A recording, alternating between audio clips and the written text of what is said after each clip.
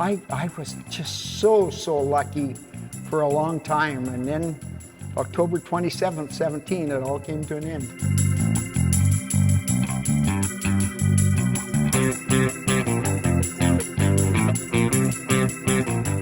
Hi folks, and welcome to Center Lane. I'm Bruce Hitchin.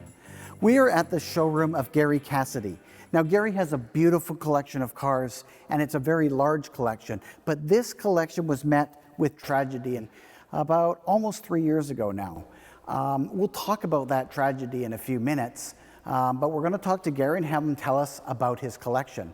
If you like this show, then please subscribe to my channel and click the bell to be notified of future episodes. Now, Garry, I wonder if you could just tell me, this is quite a collection you have here. Can you tell me how long you've been collecting cars?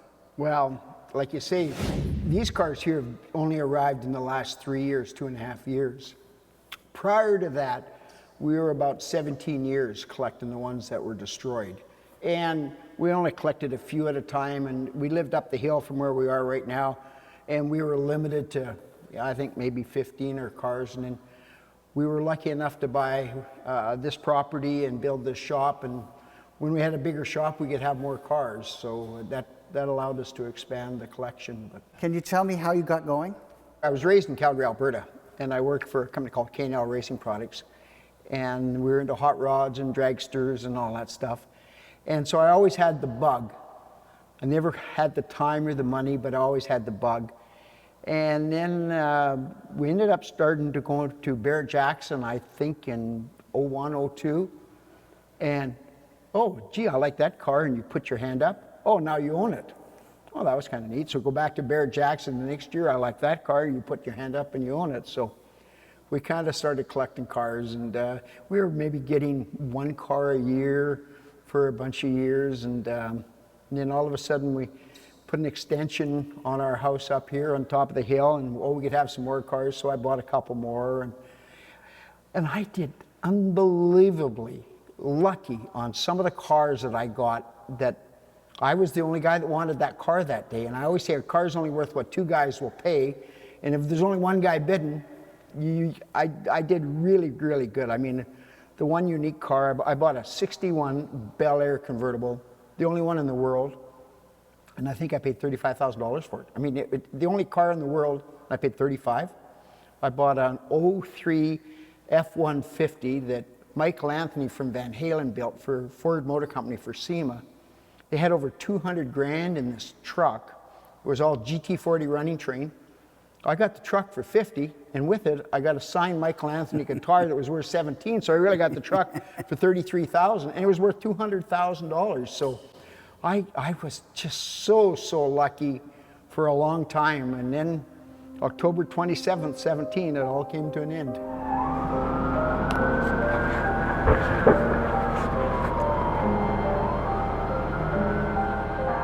You had this large collection, you had this building, and you weren't here. You were at Palm Springs. We had just got to Palm Springs. Yeah, and so you get a phone call. 3:28 in the morning. And who called you, and what did they tell you? Our alarm company said that your fire detector is going off in your shop. And I went, well, we're not there. I said, phone the fire department. I then phoned my friend Johnny Fedderson that lives just down the street. Phoned me back 5 minutes later. He said, it's not good. What was the size of your collection at that point? We had 39. We lost 37 that day.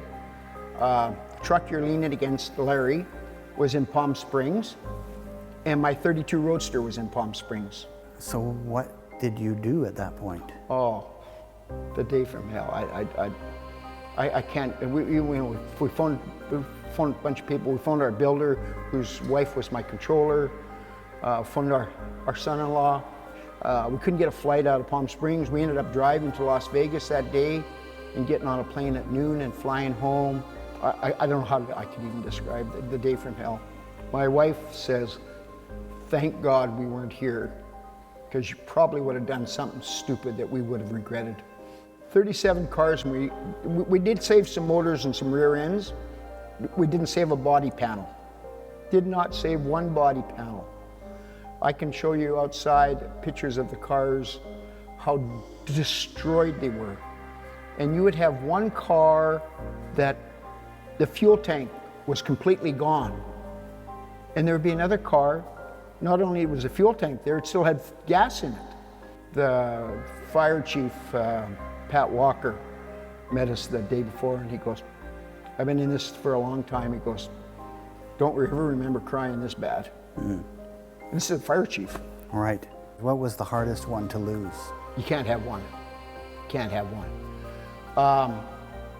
My 59 El Camino, my 68 L89 car,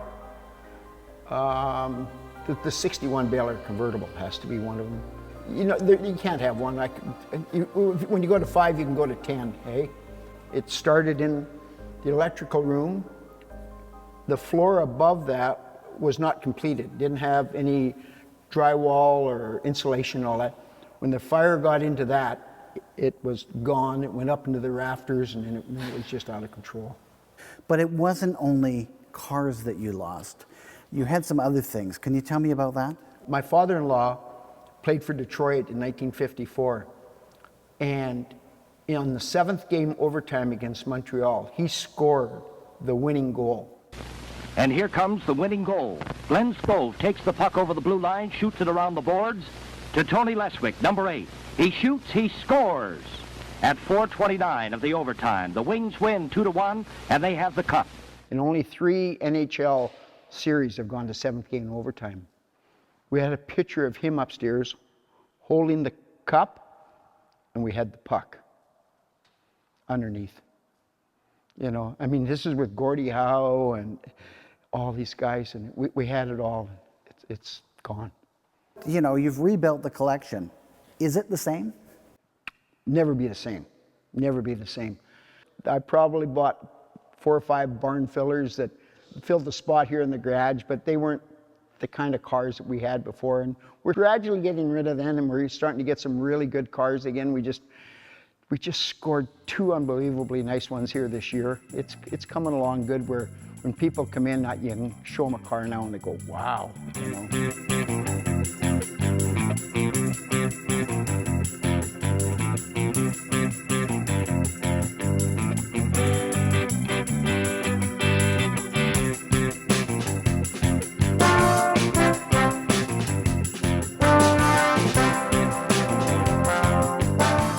This is Hula Girl.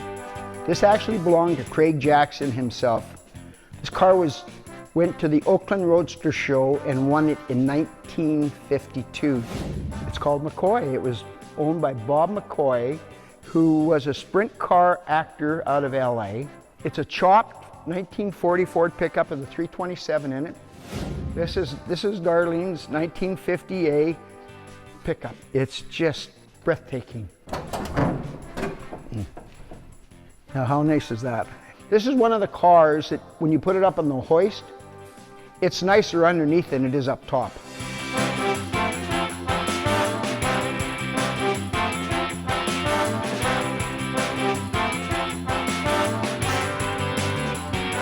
This is the 1969 Camaro. This is a big block, 396, 375 horsepower. It was the pace car for that race. Mario Andretti was the only Indy he ever won. My buddy Jim McGee was his crew chief. The air cleaner on this car signed by Mario Andretti and Jim McGee. This is our home run for the year. Palm Springs had an auction. This gentleman put this car in. 1990 Daytona 500 winning car that Derek Cope drove and passed Dale Earnhardt, who got a flat tire on the last corner of the race to win the 1990 Daytona 500 car. This is an 03 Indy car, actual Indy car. It runs. It was driven by Sam Hornish in 03. He was leading the race late into the race, and then the engine failed, so the car never finished the race in 03. But it's absolutely a true Indy car. This is a 65 sprint car. What's kind of unique about this car, it has a 351 Cleveland. Most of the sprint cars back in the East Coast all ran big block Chevys and all that. This one's an all Ford car. I have a friend, Bentley Warren, this is what he drove. And you go and sit in one of these cars and you just think about how brave you have to be driving 120 or 30 miles an hour, and all you have is this little bar around you. And you're just crammed in there. Transmission between your legs, drive shaft between your legs. What is it that you like about doing this? Oh, just the thrill of going out and driving them. I truly, truly very much enjoy having somebody that's never been here before come in, and I get to walk around and tell them the stories. And I've had a few guys going, you know, we got to record. Darlene, my wife, says, we got to record this because if something happens to me, who's going to remember all the stories? So I very much enjoy telling some of the great stories with some of the cars.